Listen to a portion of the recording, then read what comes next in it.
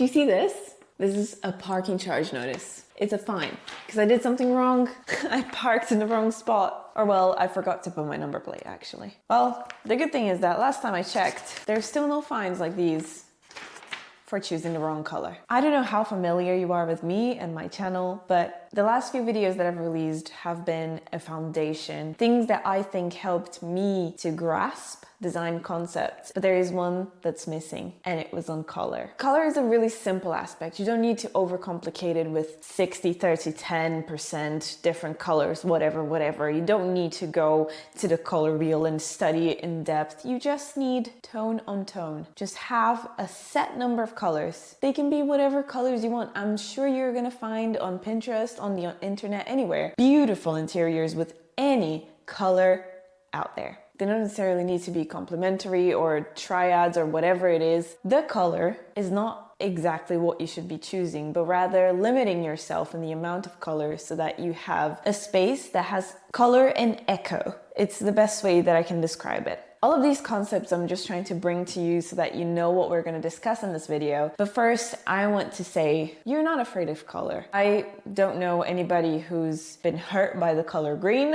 Like, there is no such thing as being afraid of color. We're afraid of maintenance. However, people tend to think that neutral colors are safer or require less maintenance. But color is color, and maintenance is maintenance. There will always be maintenance, whether you choose a neutral color palette or a colorful one. Keep watching because I'm sure there's going to be some things that you're going to be able to extract from this video and maybe make that maintenance a little bit clearer and a little bit easier to do. If you don't know me yet, my name is Lola. It's really lovely to meet you, first of all. I work within interior design, and I created this channel to basically talk about things that I feel are really essential to interior design, but everyone is just concerned about the aesthetics. And as an interior designer myself, I think aesthetics comes second. Everything is about function. It's about the life that is going to happen in the space before you think about how it looks in the sense of aesthetics. Obviously, how it looks also affect how you feel in a room. So all these things are interchangeable. But the first thing that I want to make clear in this video is that no matter where you fall in the scale of neutral to colorful, color means maintenance. Not only physical maintenance, as in painting the walls, but also the maintenance of your identity and how you see yourself. Are you choosing something to avoid having to explain to people why you chose that color? Are you choosing something simply because you see yourself as a neutral person without even having tried something else? Last year, I told myself it was the year of trying new things. Actually, it was maybe 2 years ago now. That meant that every time I went to the nail salon, I'd get a different color that I didn't think I'd like. Every time I went to a restaurant, I would try something that wasn't my usual pasta or lasagna, just for the sake of experimenting and trying new things. And guess what? I found out that actually I liked some of the nail colors that I thought I wouldn't. And when I went to restaurants and chose something other than my usual lasagna, I actually ended up hating it. But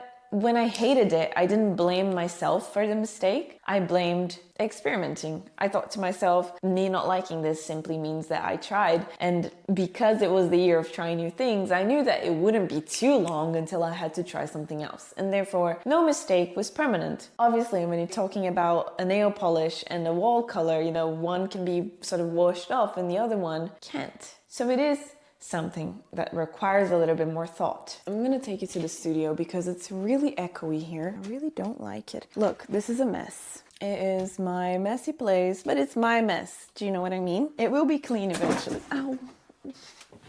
Okay.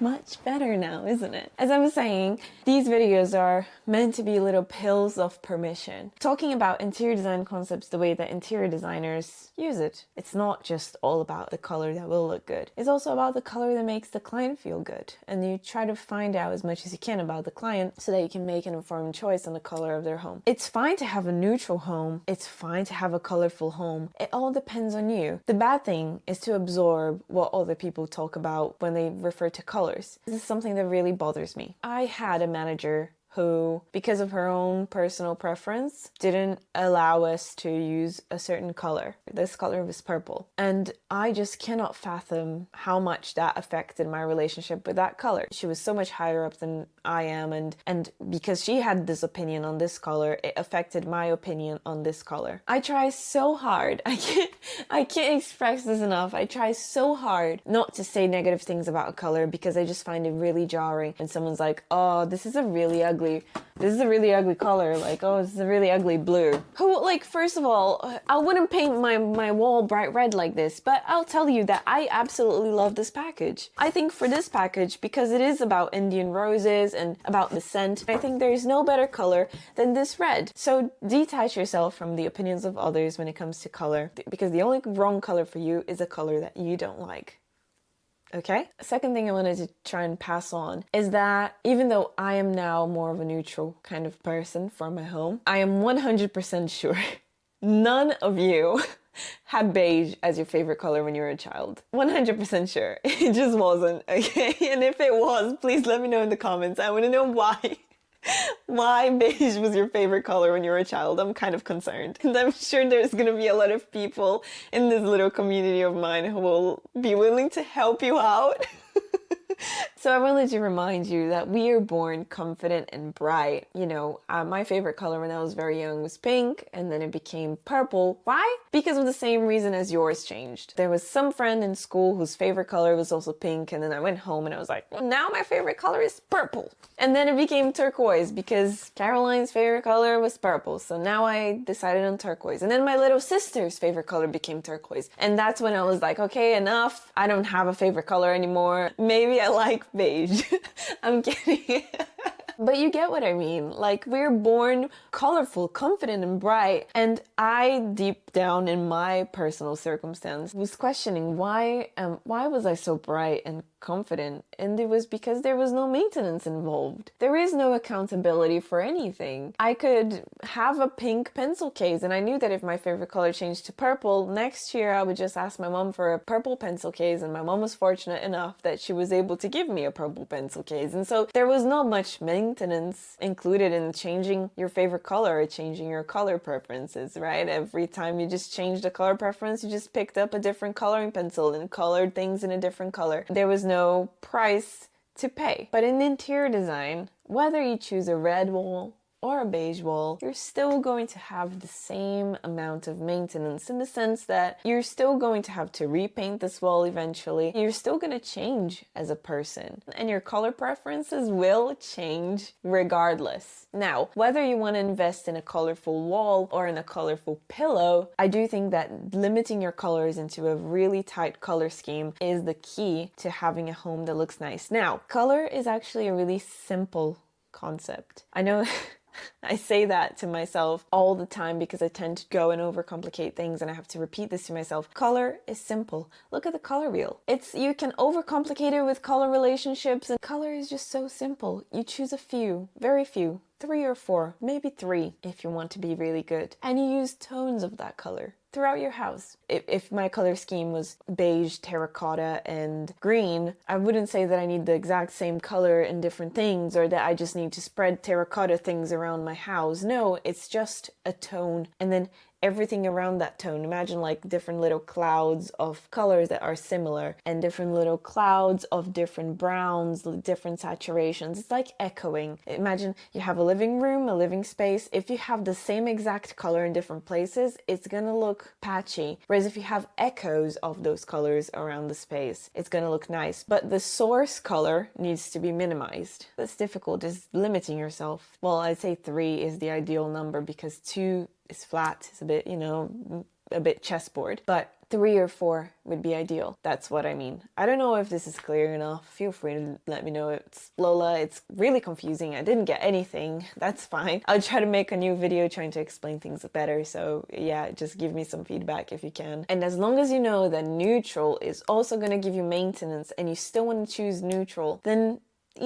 that's your choice. It's your home. You can do whatever you want. Okay, like I said, there is no penalty charge notice for choosing the wrong color. You can choose whatever you want, because I know that a lot of people will push color, but I just couldn't. I know that I like a neutral home, and I'm gonna have my neutral home, no matter what everyone else out in the internet is gonna say. And what I would say when choosing neutrals is a beige doesn't necessarily need to be beige. Maybe take a beige with a little bit of blue in it, or maybe take a beige with a little bit of orange or a little bit of pink, something that has a little tinge, something that if you see it in different light, it will capture a different color. In my previous bedroom, I had a bit of a pinky beige. I think it was nutmeg white? It was beautiful because depending on the light that I got a different color out of it, and it was so fun. Everything in the environment, in the space became a little bit more, what's the word? Not interactive. Became a little bit more alive because the colors sort of changed throughout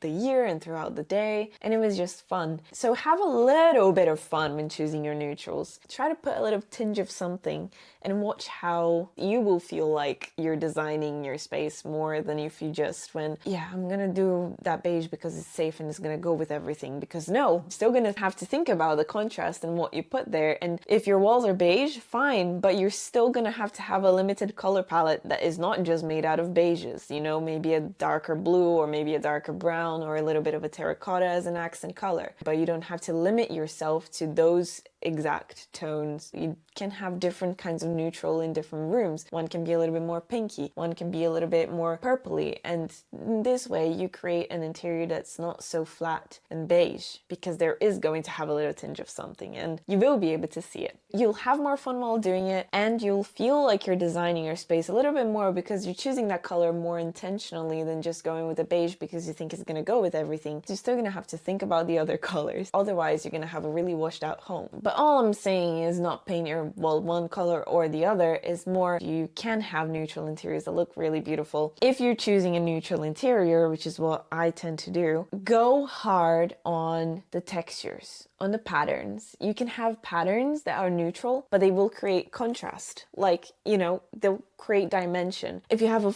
beige floral wallpaper and something terracotta in front of it, it's gonna create a little bit of a dynamism that usually is created with two different colors, but you can create it with texture. So you could have a neutral wallpaper on the wall and something really fluffy in front of it, and you're gonna get something more out of that space, something that is exciting, without having to go with bright colors if it's not you. And I tend to leave bright colors for things like books. I don't know if you've ever noticed, but all the pictures on Pinterest have really tidy books. Every time you buy a shelf, they will have really nice neutral books on the shelf. Are they neutral in real life? Just have a look. It's a mess of color. It's everywhere. So don't expect your bookshelf to be neutral unless you're turning your books over and leaving it on the paper side like that, which I've done before. It looks really nice when you put, like, when you turn all the books around to the paper side. However, if you actually read, it's kind of hard